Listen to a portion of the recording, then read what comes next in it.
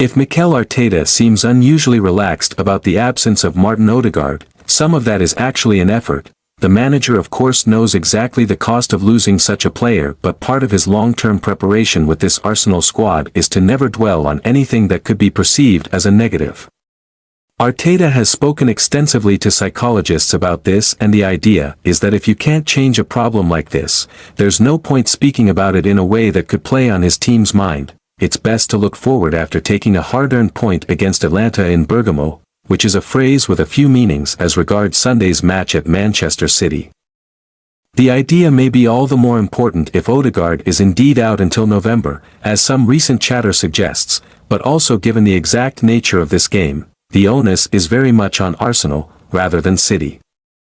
They are the challengers, they are the team that have twice finished second to Pep Guardiola's side, and they're the team now second again.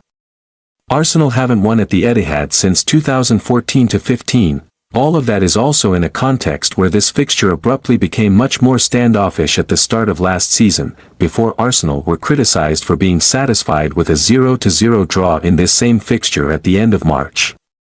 It has widely been cast as costing them the title, serving as a warning for this season. The reality is it would be ridiculous for Arteta to be guided by that. Not that he will, the argument was always rudimentary and absurd. No single result costs a team the league when they're up against a project that achieves an average of 91 points a season. That's especially not the case given Arsenal took 4 points off City last season. What really cost Arsenal was that they didn't have as many resources as the champions, and weren't as advanced as a team. Arteta's side otherwise pushed themselves to a higher level than the season before, going from 84 points to 89, while claiming 4 points off City when it had previously been none. That was progress. It came from Arteta's staff seeking to maximize every detail in the most calculated way. It is probably why this is going to be a similar sort of game. The absence of Odegaard likely means that Arteta's decision in midfield is going to be counterintuitively easy. He will doubtless seek to make it as physical as possible, with perhaps only Jorginho offering a different type of defensive play in his passing nuance. More interesting will be the attack, and just what shape Arteta chooses. Will it be Gabriel Jesus moving between the lines or Kai Havertz playing as a false nine? That offers another contrast with City, given Guardiola's entire team is now retrofitted from Erling Haaland's obvious starting place. By the same token, is it a positive for Arsenal that the Norwegian's scarcely believable scoring run came to a halt against Internazionale on Tuesday? Or is it a negative, since he'll now be hungrier? Both managers would probably publicly say that isn't important. More relevant is perhaps how Haaland hasn't yet scored against the Gabriel Magalhaes-Williams-Saliba partnership in 3 games. That comes from how that duo has grown together, but also how Arteta has reshaped the team around a supreme defensive base. Arsenal are even harder to break down than last season, as a record of 1 goal conceded in 5 games so far this season illustrates. That comes from a wider context, one that further conditions this game. As was written on these pages before the start of Arsenal's Champions League campaign, elite football has now moved into the post-Guardiola era. There are 2 ironies to that, especially since it is still led by Guardiola and his men's such as Arteta, but also how a lot of it at least feels like the pre-Guardiola era. Jose Mourinho is known to have laughed at the nature of that notionally decisive 0-0 at City last season, since the excitement didn't really get beyond the infamous ST on a stick 0-0s between the Portuguese's Chelsea and Liverpool 2 decades ago. It is almost as if the positional game and pressing have now evolved so much that the most innovative managers have to take it further, and consequently right back around. The answer to pressing is to stand off and bait the opposition, only for similar managers to also stand off. A potential solution is to knock it long, as both Haaland and Arsenal's wide players have benefited from recently. Even the physical size of such players has gone from short technicians to 6-foot-plus physical warriors of the type Mourinho loved. That is likely to make this another standoffish game, rather than any arguments about needing to win.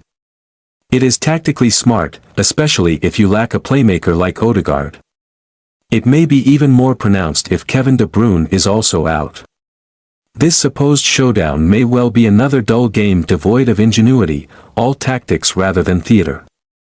Then again, with De Bruyne, Arteta knows from his own tricks not to believe such injury news until you see it on the team sheet.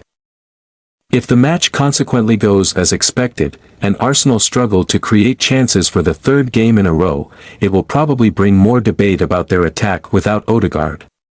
That is admittedly looking like a bigger issue than expected, even as Arteta insists on brushing it off. They lack players of that creativity, and it is too soon for obvious successors such as the highly rated Ethan Nwaneri. The situation, however, might also amplify the importance of Raheem Sterling against his old club. It could be set up for a big game for him, rich with narrative. The fixture arguably needs something like that, except there is of course a bigger storyline and an even wider context.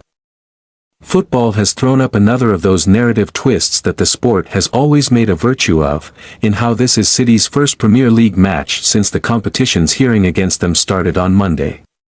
Arsenal haven't just been their main challengers in that regard.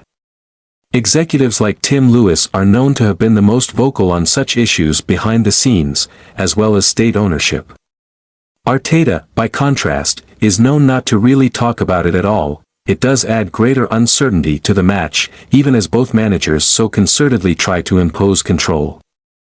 There is the live and real possibility that the meaning of any result will change by April. City, of course, insist they are innocent. If they are sanctioned, though, Arsenal could lose this weekend and end up well off the pace, only for City to be deducted points and drop way down. The view of some prominent Premier League figures is that the goal for any title challengers this season should be to just stay ahead of everyone else after City. It is exactly how this off-field element is having a very real effect on the feel of the sport as it's played. It lends an extra strangeness to the encounter, hanging there in the background. It's just far from the only way the thinking around this fixture has been turned on its head.